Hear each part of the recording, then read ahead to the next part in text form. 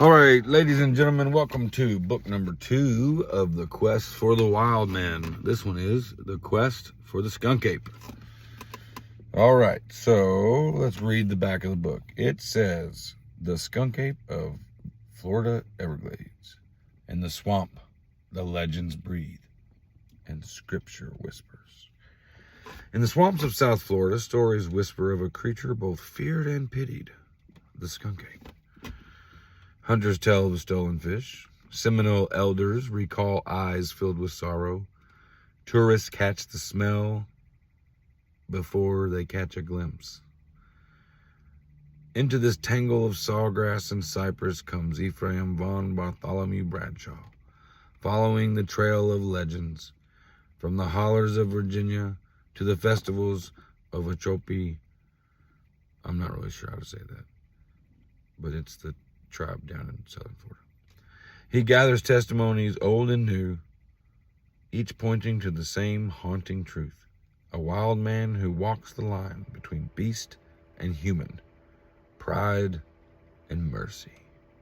More than folklore, these tales echo a timeless warning and a hope. The Quest for the Skunk Ape.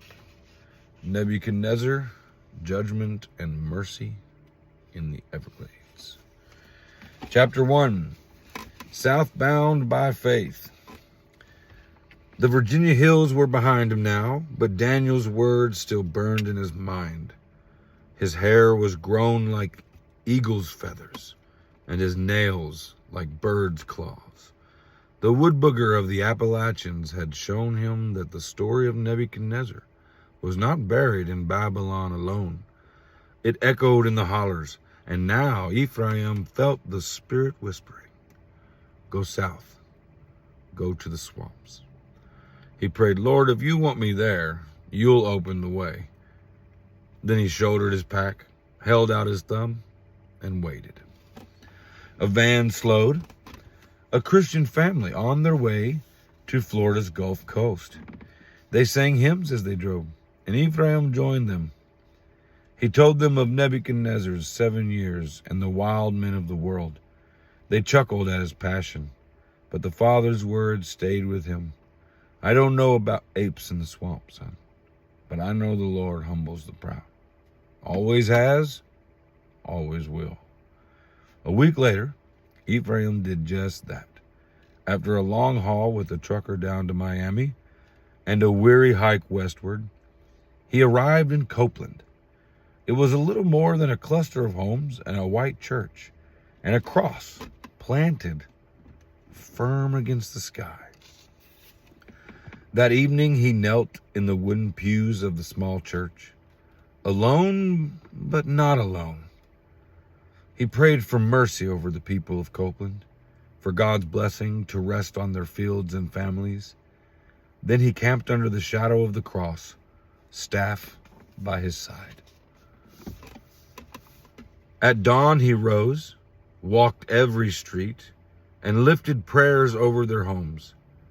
He tapped his staff lightly on the ground at each turn, as though marking the streets with God's promise. "Lord," he prayed aloud, "your mercy is greater than judgment. Bless these people." When the last street was walked and the final prayer spoken, he tightened his pack once more. The road south curved towards the Everglades. Ahead lay Ochope, where the banners already hung for the Skunk Ape Festival. The air was hot and heavy, the sawgrass whispering on either side. Ephraim smiled through the sweat. The adventure was beginning again. God had led him first to prayer. Now he was leading him into the heart of the swamp. Chapter 2, The Festival in Ochope. The road bent wide, and suddenly Ephraim heard it before he saw it. Fiddles, drums, voices lifted in cheer. Then the banners came into view. "Welcome to the Skunk Ape Festival." The town of Ochope was small, little more than a dot on the map. But this week it was alive. Stalls lined the roadside, draped with hairy masks and painted signs. Vendors stirred gumbo in iron pots, smoke rising into the humid air. Children darted between booths, their faces painted with shaggy brows and fangs. Ephraim tightened his grip on his staff. This was what he had prayed for, a gathering where stories would flow as freely as sweet tea.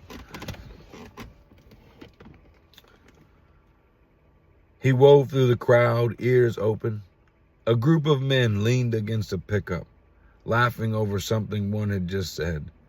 Ephraim caught a piece. My granddaddy read that book back in the 50s. Fella claimed there was skunk apes in these swamps.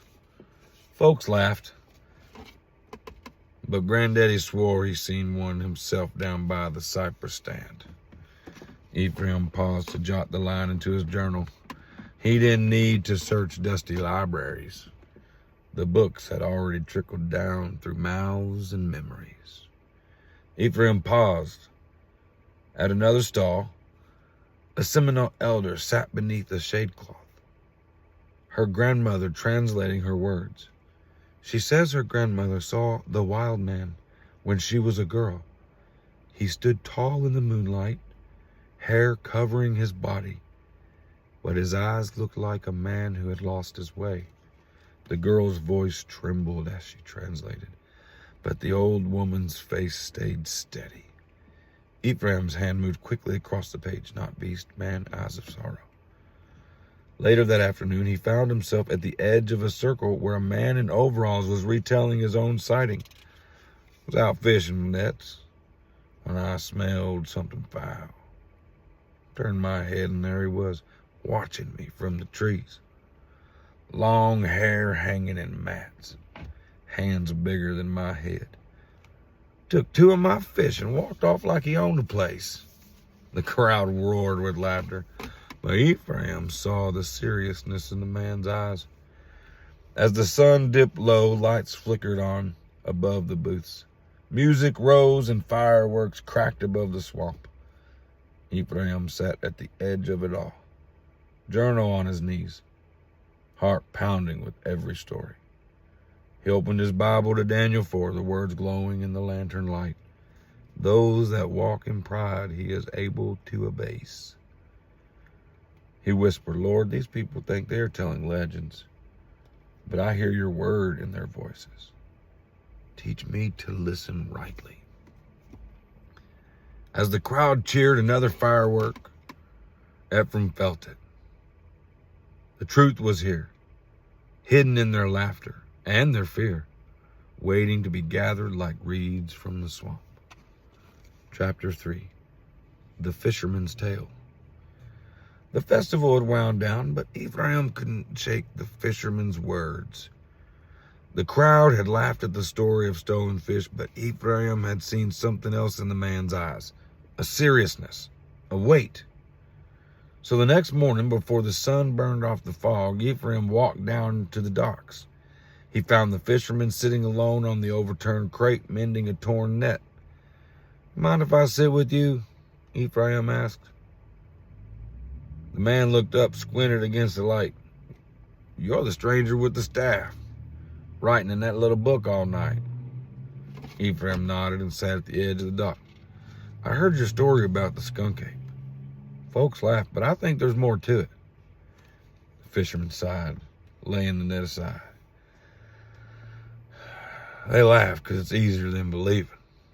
But I know what I saw. He leaned forward, elbows on his knees. I was young then. Set my nets in the backwater off Turner River. Full moonlight. The swamp was still, quiet as a grave. Then came the smell, rot and musk, like a wet dog that had been dead a week. His voice dropped lower, and then I saw him. Tall, hair all over, hanging like old moss. Hands, not paws, hands. Reached right into my net and pulled out 2 fish. He didn't run, didn't growl. He just stood there, looking at me with eyes. He stopped shaking his head. eyes like a man, sad, like he'd lost something he'd never get back. Ephraim felt the words strike deep. He opened his Bible on his lap, turning to Daniel 4, and he read softly, his heart made like the beast, and his dwelling was with the wild asses. Then he closed it gently. You think he was once a man? The fisherman looked startled, then thoughtful. Don't know. All I know is he weren't no animal. He left me one fish behind, almost like he knew I needed it more than him. Ephraim wrote quickly in his journal, not beast, manlike, eyes of sorrow, took fish but left one. Mercy, even in judgment. When he looked up, the fisherman was already gathering his nets. Tell it however you want, preacher, he said gruffly, but don't call me a liar. Ephraim stood and placed a hand on the man's shoulders. I won't. Your story matters more than you know. And as he walked away, Ephraim prayed, Lord, if even in judgment a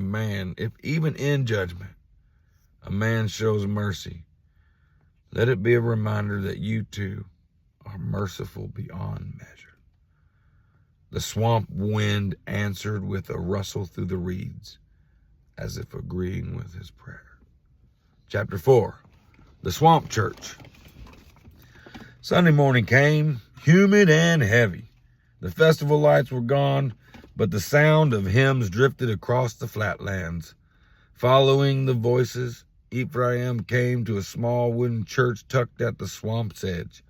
Its white paint peeled in the sun. A simple wooden cross stood above the door. Inside, a few dozen people gathered. The benches creaked as families settled in, fanning themselves with folded bulletins. Ephraim slipped into a back pew, journal in his pack, Bible in his hands.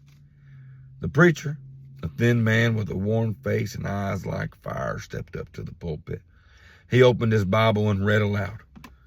What is man, that thou art mindful of him, and the Son of Man, that thou visitest him? For thou hast made him a little lower than the angels, and hast crowned him with glory and honor. Psalm 8, 4-5. He paused, scanned the room. Brothers and sisters, God has set man in a strange place, above the beasts of the field, but beneath the angels of heaven. When we walk in pride, we forget who gave us that place. And when we forget, God is able to humble us, even make us live like the beasts, until we remember he is Lord. Ephraim's heart burned. Daniel's words echoed in his mind. Let his heart be changed from a man's, and let a beast's heart be given unto him. The preacher's voice rose, but hear this too. Mercy follows judgment. Nebuchadnezzar lifted his eyes to heaven and was restored. That's the gospel right there. God humbles us, but he longs to lift us back up. A murmur of amens filled the church. After the service, Ephraim introduced himself. The preacher gripped his hand tight. You're not from around here, son. No, sir, Ephraim said. I've come following the stories of the Skunk Ape. I believe they're more than myths. I believe they're parables of pride and mercy. The preacher studied him and then smiled. Well, then you've come to the right place. Out here, folks know the swamp holds its secrets, but we also know God holds the world. Don't forget that balance. Ephraim wrote the words in his journal that afternoon beneath the shade of a cypress. God sets man lower than angels, higher than beasts. Skunk Ape stories echo the same truths. Judgment lowers, mercy restores. He prayed aloud, Lord, let me walk humbly, and let every tale I hear point back to you. The swamp was quiet, but a heron lifted from the reeds, its wings wide, its cry sharp. To Ephraim, it sounded like an answer. Chapter 5, the storm. Miguel met Ephraim at the edge of the swamp that afternoon. The guide's weather-faced was wary. Storm's building, he said, glancing at the darkening horizon. You sure you want to paddle in? Ephraim gripped his staff and nodded. Yes, I've come this far. If the Lord rolls the storm, he'll roll over this too. They slid their canoe into the water. The swamp hushed, the air thick and waiting. Cypress trees loomed, draped with Spanish moss like gray curtains. The first drops spattered. Then the heavens split. Rain lashed the water in sheets. Wind bent the tall reeds. Lightning cracked, lighting the swamp in flashes of white fire. Thunder rolled heavy, shaking the canoe. Miguel fought the paddle, shouting over the roar, "We need to turn back." But then it came, a cry. Not the wind, not an animal. A long, mournful wail that cut through the storm like a horn. It rose, fell, and rose again, almost drowned in thunder. Ephraim's heart slammed. He gripped the sides of the canoe, straining to hear. The sound carried sorrow, almost human, just as in Virginia, but heavier now, deeper, as if the swamp itself groaned under judgment. He reached for his Bible, rain-soaked but still in his pack. By lantern light he read, voice trembling, "The voice of the Lord is upon the waters. The God of glory thundereth. The Lord is upon many waters." Psalm 29:3. The canoe rocked hard. Miguel cursed in Spanish, paddling against the gale. Ephraim prayed aloud, "Lord, if this is judgment, let it end in mercy. If this is a man beneath the beast's heart, let him lift his eyes to heaven." And as the storm broke, rain softened to a drizzle. The swamp stilled for the drip of water from the trees, save for the drip of water from the trees. On the far bank, Ephraim saw broken reeds, and there, pressed deep into the mud, a footprint, larger than a man's, clear, human-like. Miguel's eyes whitened. "Madre de Dios," he whispered. Ephraim knelt, fingers trembling as he traced the outline. The storm had raged, but the mark remained, a testimony carved in mud and memory. He wrote in his journal with rain-blotted ink, "The storm passed, but the print remains. Pride may be swept away, but God leaves signs of his judgment and his mercy." He closed the journal and lifted his eyes to the dripping cypress canopy. "Lord, you rule the storm. You rule the beast's heart. Rule me too." The swamp, quiet now, seemed to breathe back in agreement. Chapter 6, The Skeptical Ranger. The morning after the storm, Ephraim and Miguel pulled their canoe to a ranger station on the Miami Trail. The building was plain concrete, its porch stacked with life vests and faded maps. A U.S. flag hung limp in the muggy air. Inside, a park ranger leaned back in his chair, boots on the desk, sipping coffee. His name tag read, Harris. "You two look like you wrestled a hurricane," Harris said, eyeing their soaked gear. "We did," Miguel muttered, wringing out his shirt. Ephraim set his pack down and pulled out his journal. "We found a footprint in the mud, larger than man's, human in shape after the storm." Harris chuckled, shaking his head. "Footprints? I've seen thousands. 1,000. Hunters with too much time. Kids making molds. Folks wanting to sell stories. It's all hoaxes, preacher." Ephraim's eyes sharpened. "I'm not chasing hoaxes. I'm searching for the truth. Daniel wrote of a king whose pride was judged. His body grew wild, his hair's thick as feathers, his nails like claws. For 7 years he lived like a beast, until God lifted him again." Harris sipped his coffee, unimpressed. You're telling me Bigfoot's just a Bible lesson gone bad? I'm telling you, Ephraim said, steady, that every culture remembers these wild men because judgment humbles the proud. The skunk ape isn't folklore. It's a warning. Harris smirked. Warnings don't leave hairs in traps or prints in mud. Warnings don't stink up the swamp. He leaned forward. You're educated, right? Archaeology, anthropology, all that. Then you should know better than to trade science for campfire stories. Ephraim's voice lowered. And you should know better than to trade pride for humility. You've guarded these swamps. You've heard the cries at night. Tell me you've never felt watched out there. For the first time, Harris didn't answer quick. His gaze drifted to the window toward the endless sawgrass. I've heard things, he admitted finally. Strange things. But a man learns to shrug them off, or else he won't sleep at night. Ephraim closed his journal and stood. That's what pride does. Shrugs off what it cannot explain. But God does not shrug. He humbles. He restores. Even here, even now. Harris didn't respond. He just stared out at the swamp, his coffee cooling in his hand. As Ephraim and Miguel left, Ephraim whispered, Lord, open his eyes. Let even skeptics see you in the signs.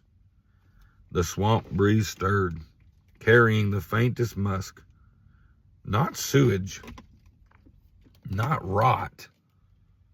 Something heavier, older. Miguel glanced at Ephraim, uneasy. Ephraim only smiled. Even the swamp itself testifies. Chapter 7, The Seminole Guide. That evening, Miguel introduced Ephraim to a man the locals called Old Bear, a Seminole guide with skin like leather and eyes that saw farther than most. He sat cross-legged on a wooden platform over the swamp water, a slow fire smoking at his side. Sit, Old Bear said simply, motioning with his chin. Ephraim lowered himself onto the board, staff across his knees. Through a younger relative who translated when needed, Old Bear began to speak in a voice that was both gravel and music. My grandmother told me of the wild man, not animal, not spirit. A man who walked away from the Creator's law. His pride grew. His heart became like the beast's. Ephraim leaned forward, pulse quickening. Your grandmother saw him? Old Bear nodded slowly. She was a girl. She saw him by the river at dusk. Tall, hair like moss, hanging from the cypress.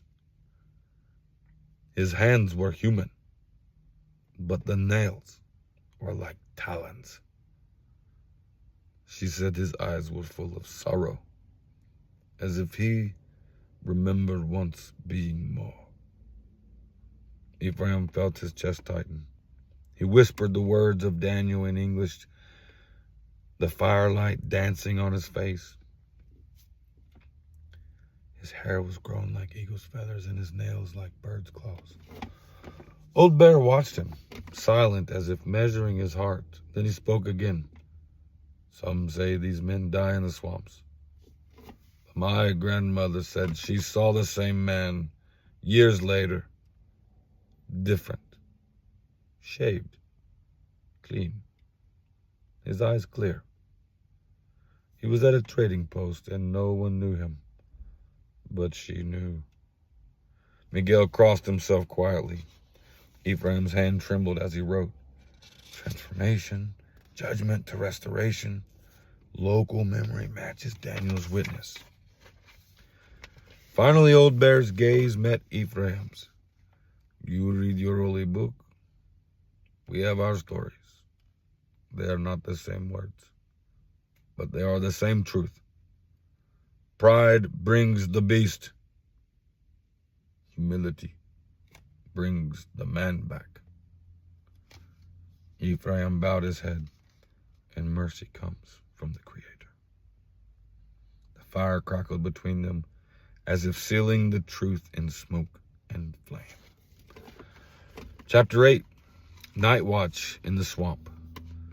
Ephraim set up camp with Miguel at a dry rise among the cypress. The storm had passed, the swamp stilled, but the air carried that heavy sense of being watched. They built a small fire. It crackled slowly. Its crackle swallowed quickly by the vast silence. Miguel turned in early, rolling into his blanket. Ephraim stayed awake, journal open, Bible across his lap. By firelight, he sketched the image Daniel had burned into his imagination since boyhood. Hair grown like feathers, nails like claws, eyes sorrowful yet human. The face blurred in his drawing, always somewhere between man and beast. Hours passed. The fire dropped low. Then, a sound. Not far. Heavy, deliberate footsteps. Not a deer, not a boar. Too steady, too slow. Ephraim held his breath. The steps drew closer, stopping just beyond the circle of firelight. He heard it then, breathing, deep, raspy, almost labored. The firelight caught only a faint outline of something tall among the cypress. Ephraim's hand gripped his staff. His voice trembled as he whispered a verse aloud. Though I walk through the valley of the shadow of death, I will fear no evil, for thou art with me. Psalm 23:4. The breathing stopped. The figure shifted. A low moan escaped. Not animal, not quite human. A sound of grief. Ephraim forced himself to speak into the dark. If you are man under judgment, lift your eyes to heaven. The Lord restores the humble. The swamp gave no reply. The figure lingered a moment more, then stepped back into the shadow. Branches rustled. Silence returned. Ephraim's pulse pounded. He scribbled by shaking hand. Close, breathing, moan of grief, retreat into dark.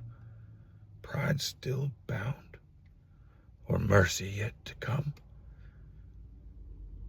He closed the journal, pressed his forehead to the leather cover, and prayed, Lord, if you brought me here to hear this cry, then teach me to answer it with your word.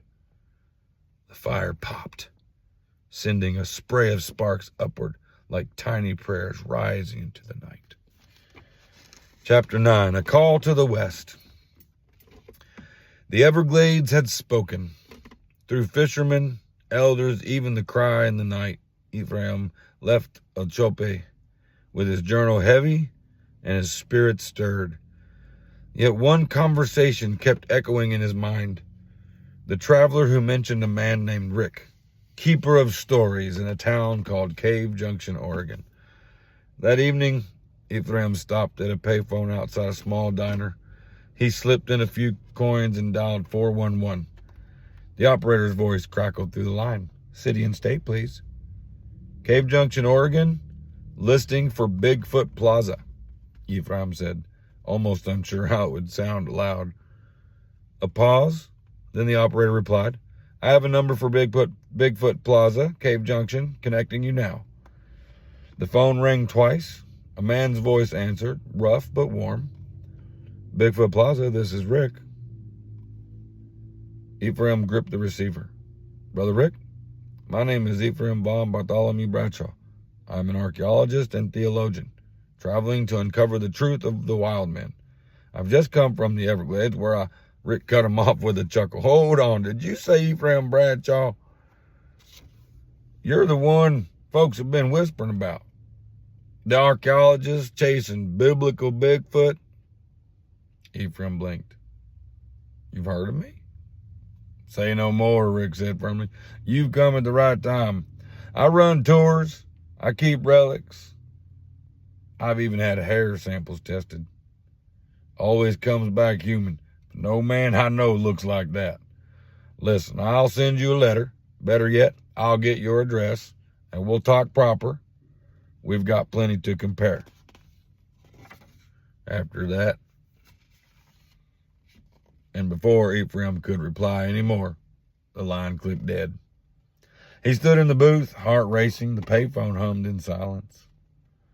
Slowly he lifted his journal and wrote by the light of the street lamp. The Everglades closed their chapter. The trail now leads west. God has woven the way from Daniel's vision to the Skunk Ape, and now to Rick in Oregon. Judgment humbles, mercy restores, and the search is far from over. Thank you for listening. If you like this, please share it with folks. The idea is to give a Christian alternative, and one that I actually think is more likely than anything else. But stories that draw children back to God, to the scripture. And if you notice, and you will notice in future stories, Ephraim, every chance he gets, he visits a church on Sunday. And this is because I want children to know that a grown, educated man who lived a life serving God and seeking God, no matter where he goes, he does not forsake the gathering of the brethren, and even more so as he sees the day approaching. Thank you for listening. Please hit the like button. It helps more people see it on accident. Please hit the subscribe. I think once I get 1,000 subscribers, I might even be able to make a couple bucks off of this without anybody sending donations, which would be really cool, because I'm spending all my extra money on this kind of stuff, which I'm happy to do. I'm loving doing it. This is so much fun for me. I've always wanted to do it. But like the other day, somebody donated $20, and that helped me print 3 books. So these are just drafts. They're probably going to change before they're going to be available for you to buy. But here they are free. You can listen to them if you don't have the money to buy them. If you can stand my voice and how I read it. Thank you again. Please like and subscribe. God bless. Jesus is Lord.